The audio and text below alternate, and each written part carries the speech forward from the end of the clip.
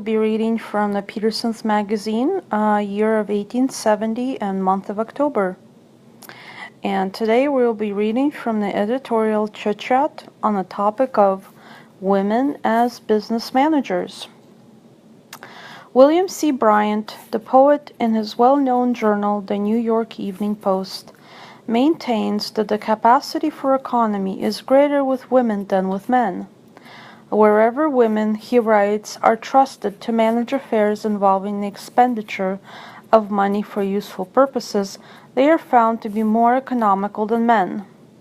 Ask any mechanic who takes his weekly wages directly to his wife and makes her the treasurer, and he will tell you that the wife is a far better manager than he would be.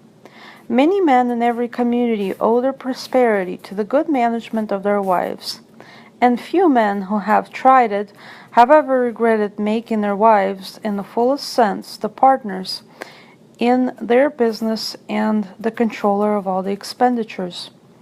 It may be said that this is true only where the money to be expended is of small amount, but this is not so.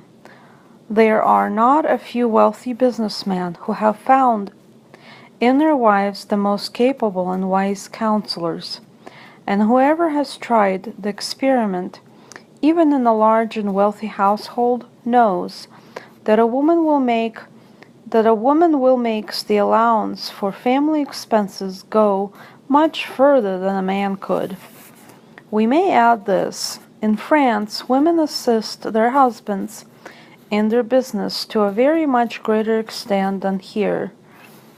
The glove maker's wife or daughters, the linen drapers, the ordinary shopkeepers invariably help at the counter and keep the books of the establishment.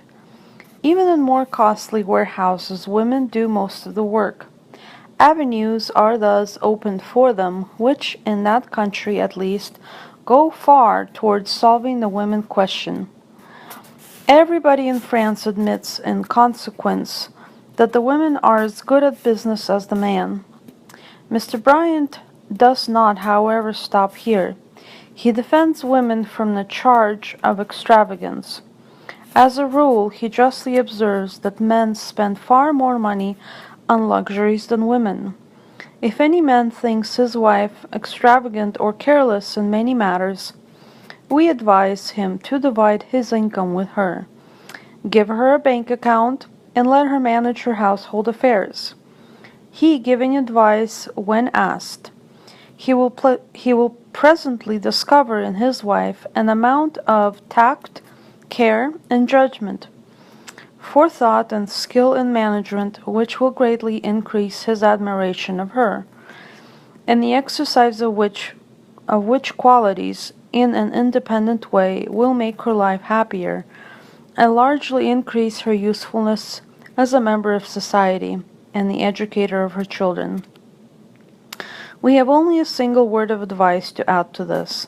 If any young, unmarried man who needs a good business manager to help him save money should peruse this article, let him at once go and secure a sensible wife. His fortune will then be made. And that is, ladies and gentlemen, is the end of a little chit-chat editorial on the topic of women as business managers from the 1870s. So feel free to leave your opinion on this in the comments and subscribe to hear more of these interesting stories from the past. Thank you, and you guys have a wonderful day.